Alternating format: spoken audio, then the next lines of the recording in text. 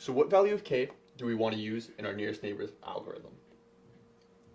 This is where the machine learning comes in. So let's say, for example, this is what we call our training data.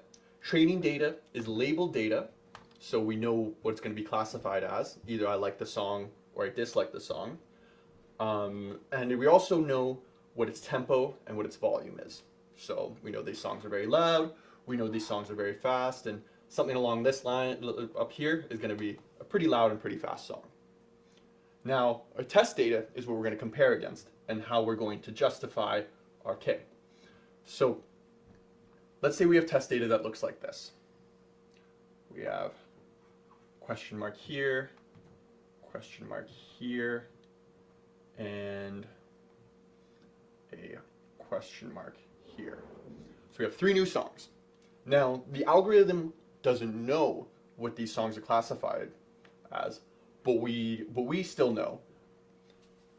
And let's say we just call this song 1, song 2, song 3, and let's say, for the sake of argument, that in reality I don't like the first song, I don't like the second song, but I like the third song.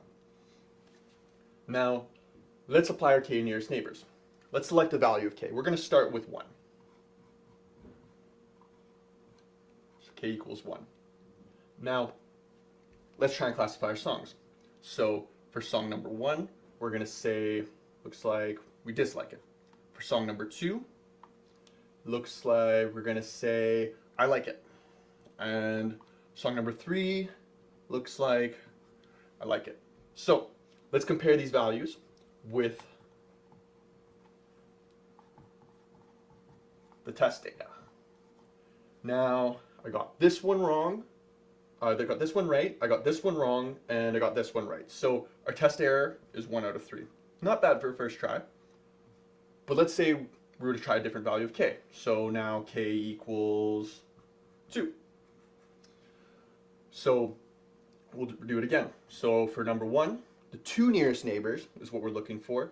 Looks like there's 2 x's close by, so we're going to say that is not a song I would like.